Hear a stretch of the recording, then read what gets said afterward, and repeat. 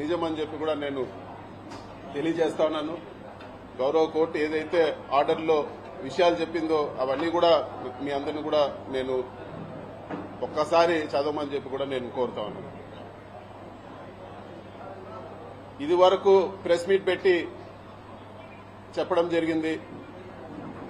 ఎన్ని ఇబ్బందులు పెట్టినా కూడా, ఎటువంటి ఇబ్బందులు పెట్టినా కూడా ఎదుర్కొనేదానికి సిద్ధంగా ఉంటామని చెప్పి ఈరోజు ఇన్ని రోజులు జైల్లో పెట్టిన తర్వాత కూడా మళ్లీ అదే మాట చెప్తా ఉన్నాను.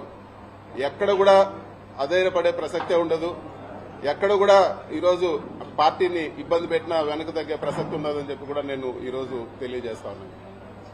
ఇది ప్రతిసారి తెలుగుదేశం పార్టీ అధికారంలో ఉన్నప్పుడు, ఎప్పుడు తెలుగుదేశం పార్టీ అధికారంలోకి వచ్చినా కూడా కేసులు పెట్టే పరిస్థితి చూస్తూనే ఉన్నాము. 2014-19లో కూడా తప్పుడు కేసు పెట్టి జైల్లో పెట్టడం జరిగింది. అప్పుడు కూడా చెప్పినాను, ఇది తప్పుడు కేసు, ఇది కేవలం హరాస్మెంట్ చేసేదానికే పెడుతున్నారని ఆ రోజు కూడా నేను చెప్పడం జరిగింది. అయినా కూడా అక్రమంగా అరెస్ట్ చేసి నన్ను, బిఎం మధుసూదన్ రెడ్డి గారిని, చెవిరెడ్డి భాస్కర్ రెడ్డి గారిని కూడా ఆ రోజు కూడా జైల్లో పెట్టడం జరిగింది.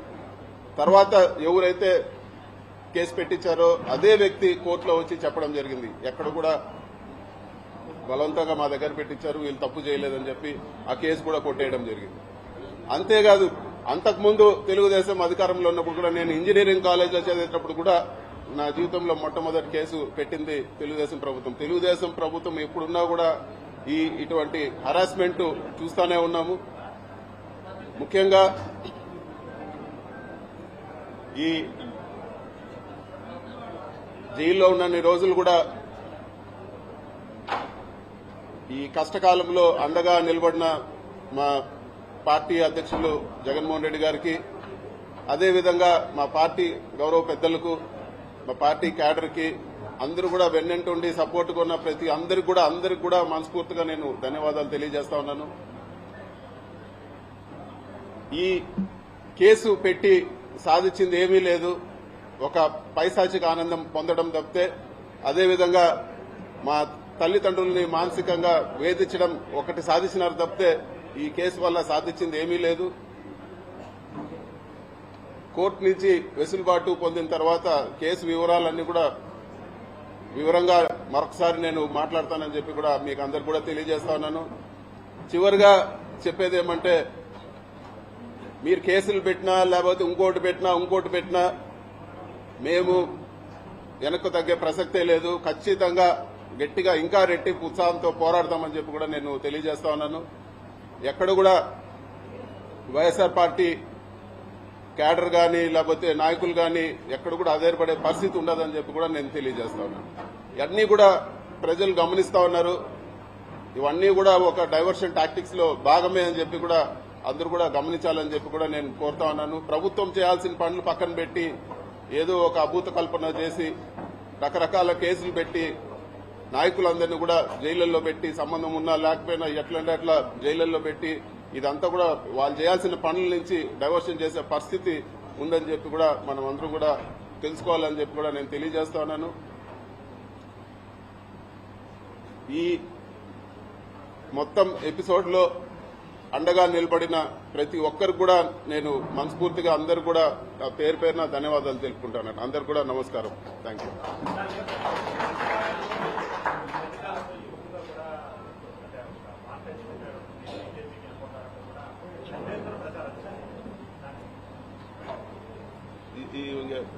దానికి అర్థమే లేదు. ఇవన్నీ కూడా కట్టుకథలు. తెలుగుదేశం నాయకులు కావాలని బురద కొట్టే పని కానీ దీనికి నేను సంజయ్ చేసినా కూడా అర్థమే లేదు.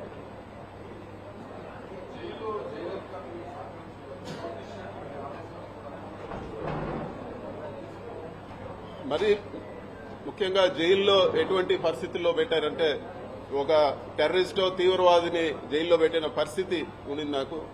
నేను ఉన్నన్ని రోజులు కూడా ఒక పూర్తి బ్లాక్ లో వేరే ఒక మనిషితో మాట్లాడే పరిస్థితి ఉండదు. కేవలం ఎప్పుడైనా ములాఖాతులు, వారానికి వచ్చిన ములాఖాతులు, లేకపోతే ఇంటికి 3 ఫోన్ కాల్ చేసుకోవచ్చు. ఆ 3 ఫోన్ కాల్ తప్పితే ఇంకొక మనిషితో మాట్లాడే పరిస్థితి కూడా ఉండేది కాదు.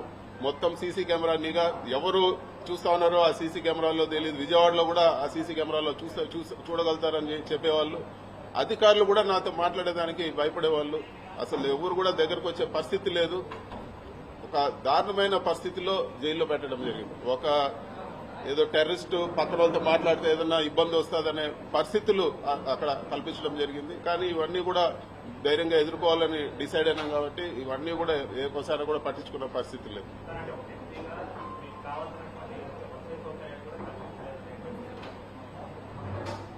కోర్టు వసతులు కల్పించే విషయంలో కోర్టు ఆదేశాలు ఇచ్చే వరకు, కోర్టు నుంచి ఆదేశాలు ఇచ్చే వరకు ఏ ఒక్క వసతి కూడా జైల్లో కల్పించలేదు. వాళ్లకు చూస్తానే నాకు అర్థమైంది, జైలు అధికారులకు విపరీతమైన ప్రెజర్ ఉన్నది. వాళ్ళు ఏ ఒక్క వసతి కూడా కోర్టు నుంచి ఆదేశాలు రాకుండా ఏ ఒక్కటి కూడా కల్పించలేదు. ఇవ్వాల్సిన బేసిక్ రిక్వైర్మెంట్ కూడా అవన్నీ కూడా వచ్చిన ఫస్ట్ కోర్టు ఆర్డర్ వచ్చే వారం 10 రోజుల వరకు అస్సలు ఏ ఒక్క సహకారం కూడా లేదు. ఇవ్వాల్సిన ఫెసిలిటీస్ కూడా, మిగతా ఖైదీలకు ఇచ్చే ఫెసిలిటీస్ కూడా నాకు ఇవ్వలేదు.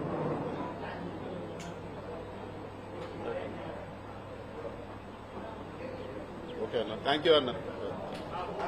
మాట్లాడుతున్నాను.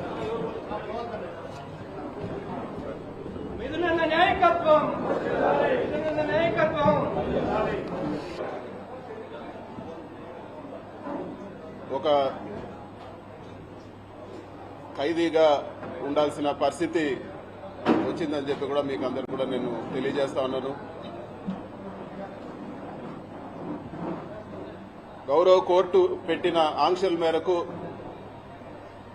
ఈ కేసు గురించి వివరంగా మాట్లాడేదానికి పర్మిషన్ లేదు. అయినా కూడా ఒక మాట నేను చెప్పదలుచుకున్నాను. గౌరవ కోర్టు ఇచ్చిన బెయిల్ ఆర్డర్ని ఒకసారి చదవమని కూడా నేను అందరిని కూడా అడుగుతున్నాను. దాంట్లో ఇచ్చిన పాయింట్స్ 100% నిజమని చెప్పి కూడా నేను తెలియజేస్తా ఉన్నాను. గౌరవ కోర్టు ఏదైతే ఆర్డర్లో విషయాలు చెప్పిందో అవన్నీ కూడా మీ అందరిని కూడా నేను ఒక్కసారి చదవమని చెప్పి కూడా నేను కోరుతా ఉన్నాను. ఇది వరకు ప్రెస్ మీట్ పెట్టి చెప్పడం జరిగింది. ఎన్ని ఇబ్బందులు పెట్టినా కూడా, ఎటువంటి ఇబ్బందులు పెట్టినా కూడా ఎదుర్కొనేదానికి సిద్ధంగా ఉంటామని చెప్పి ఈరోజు ఇన్ని రోజులు జైల్లో పెట్టిన తర్వాత కూడా మళ్లీ అదే మాట చెప్తా ఉన్నాను. ఎక్కడ కూడా అధైర్యపడే ప్రసక్తే ఉండదు. ఎక్కడ కూడా ఈరోజు పార్టీని ఇబ్బంది పెట్టినా వెనక తగ్గే ప్రసక్తి ఉండదని చెప్పి కూడా నేను ఈరోజు తెలియజేస్తా ఉన్నాను. ఇది ప్రతిసారి తెలుగుదేశం పార్టీ అధికారంలో ఉన్నప్పుడు, ఎప్పుడు తెలుగుదేశం పార్టీ అధికారంలోకి వచ్చినా కూడా కేసులు పెట్టే పరిస్థితి చూస్తూనే ఉన్నాము. 2014-19లో కూడా తప్పుడు కేసు పెట్టి జైల్లో పెట్టడం జరిగింది. అప్పుడు కూడా చెప్పినాను, ఇది తప్పుడు కేసు, ఇది కేవలం హరాస్మెంట్ చేసేదానికే పెడుతున్నారని ఆ రోజు కూడా నేను చెప్పడం జరిగింది. అయినా కూడా అక్రమంగా అరెస్ట్ చేసి నన్ను, బిఎం మధుసూదన్ రెడ్డి గారిని, చెవిరెడ్డి భాస్కర్ రెడ్డి గారిని కూడా ఆ రోజు కూడా జైల్లో పెట్టడం జరిగింది. తర్వాత ఎవరైతే కేసు పెట్టించారో అదే వ్యక్తి కోర్టులో వచ్చి చెప్పడం జరిగింది, ఎక్కడ కూడా బలవంతంగా మా దగ్గర పెట్టించారు, వీళ్ళు తప్పు చేయలేదని చెప్పి ఆ కేసు కూడా కొట్టేయడం జరిగింది. అంతేకాదు, అంతకుముందు తెలుగుదేశం అధికారంలో ఉన్నప్పుడు కూడా నేను ఇంజనీరింగ్ కాలేజ్లో చదివేటప్పుడు కూడా నా జీవితంలో మొట్టమొదటి కేసు పెట్టింది తెలుగుదేశం ప్రభుత్వం. తెలుగుదేశం ప్రభుత్వం ఎప్పుడున్నా కూడా ఇటువంటి హరాస్మెంట్ చూస్తూనే ఉన్నాము. ముఖ్యంగా ఈ జైల్లో ఉన్నన్ని రోజులు కూడా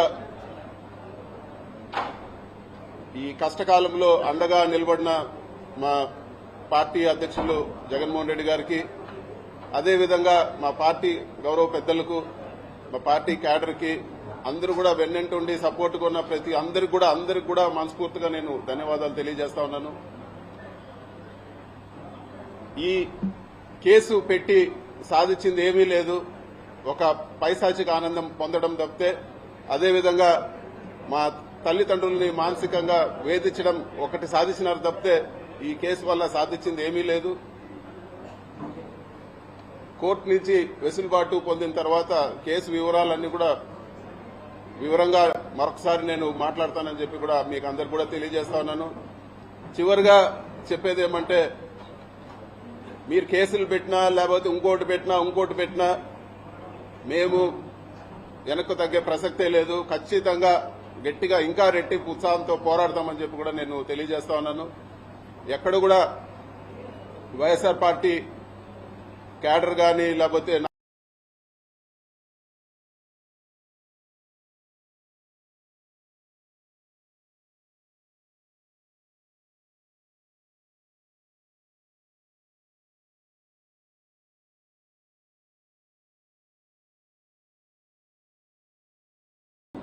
ఒక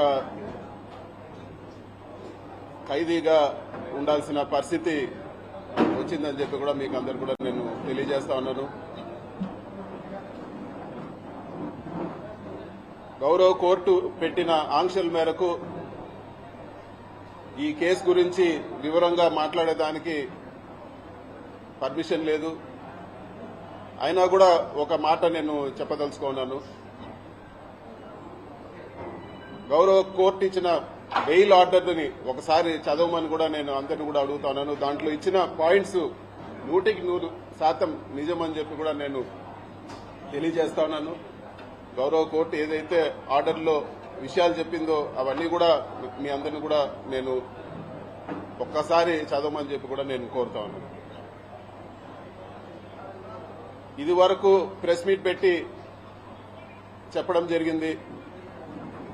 ఎన్ని ఇబ్బందులు పెట్టినా కూడా ఎటువంటి ఇబ్బందులు పెట్టినా కూడా ఎదుర్కొనేదానికి సిద్ధంగా ఉంటామని చెప్పి ఈరోజు ఇన్ని రోజులు జైల్లో పెట్టిన తర్వాత కూడా మళ్లీ అదే మాట చెప్తా ఉన్నాను. ఎక్కడ కూడా అధైర్యపడే ప్రసక్తే ఉండదు. ఎక్కడ కూడా ఈరోజు పార్టీని ఇబ్బంది పెట్టినా వెనక తగ్గే ప్రసక్తి ఉండదని చెప్పి కూడా నేను ఈరోజు తెలియజేస్తా ఉన్నాను. ఇది ప్రతిసారి తెలుగుదేశం పార్టీ అధికారంలో ఉన్నప్పుడు ఎప్పుడు తెలుగుదేశం పార్టీ అధికారంలోకి వచ్చినా కూడా కేసులు పెట్టే పరిస్థితి చూస్తూనే ఉన్నాము. 2014-19లో కూడా తప్పుడు కేసు పెట్టి జైల్లో పెట్టడం జరిగింది. అప్పుడు కూడా చెప్పినాను, ఇది తప్పుడు కేసు, ఇది కేవలం హరాస్మెంట్ చేసేదానికే పెడుతున్నారని ఆ రోజు కూడా నేను చెప్పడం జరిగింది. అయినా కూడా అక్రమంగా అరెస్ట్ చేసి నన్ను బిఎం మధుసూదన్ రెడ్డి గారిని, చెవిరెడ్డి భాస్కర్ రెడ్డి గారిని కూడా ఆ రోజు కూడా జైల్లో పెట్టడం జరిగింది.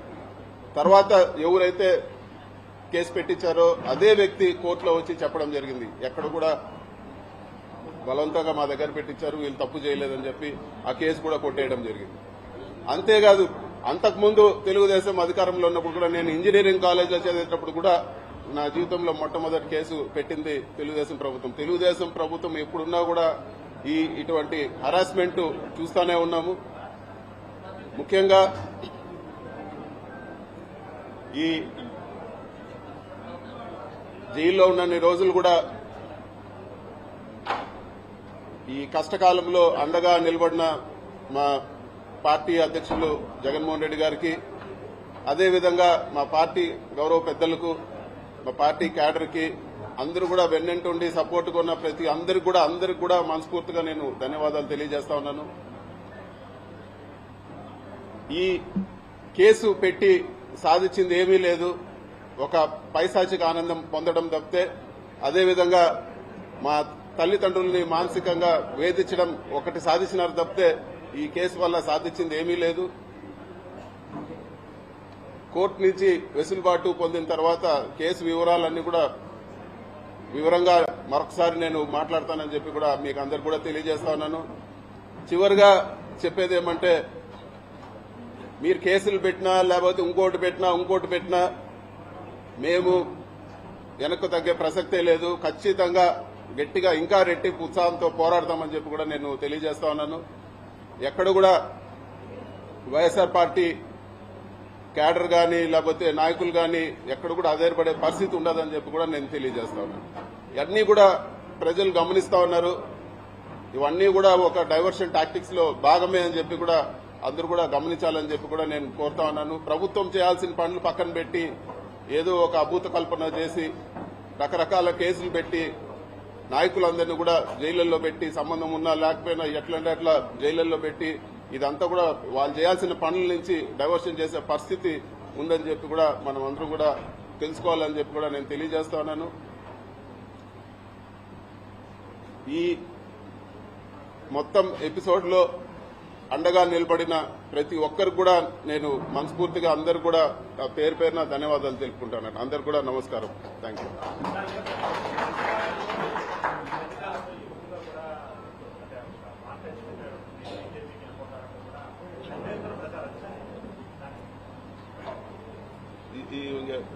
దానికి ఇంకా అర్థమే లేదు. ఇవన్నీ కూడా కట్టుకథలు. తెలుగుదేశం నాయకులు కావాలని బురద కొట్టే పని కానీ దీనికి నేను సంజాయిషి ఇచ్చినా కూడా అర్థమే లేదు.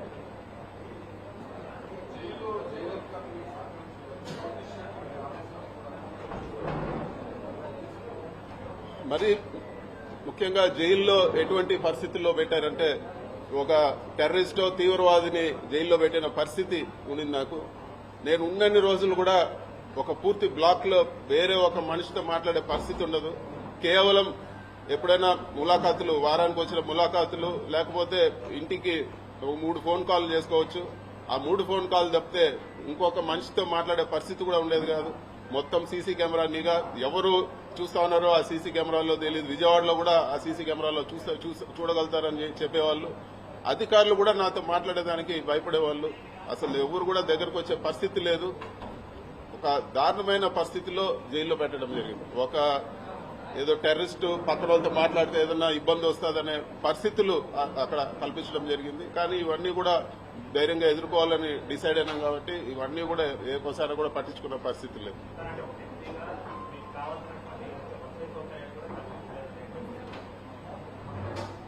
కోర్టు వసతులు కల్పించే విషయంలో కోర్టు ఆదేశాలు ఇచ్చే వరకు, కోర్టు నుంచి ఆదేశాలు ఇచ్చే వరకు ఏ ఒక్క వసతి కూడా జైల్లో కల్పించలేదు. వాళ్లకు చూస్తానే నాకు అర్థమైంది, జైలు అధికారులకు విపరీతమైన ప్రెజర్ ఉన్నది. వాళ్ళు ఏ ఒక్క వసతి కూడా కోర్టు నుంచి ఆదేశాలు రాకుండా ఏ ఒక్కటి కూడా కల్పించలేదు. ఇవ్వాల్సిన బేసిక్ రిక్వైర్మెంట్ కూడా అవన్నీ కూడా వచ్చిన ఫస్ట్ కోర్టు ఆర్డర్ వచ్చే వారం 10 రోజుల వరకు అస్సలు ఏ ఒక్క సహకారం కూడా లేదు. ఇవ్వాల్సిన ఫెసిలిటీస్ కూడా, మిగతా ఖైదీలకు ఇచ్చే ఫెసిలిటీస్ కూడా నాకు ఇవ్వలేదు.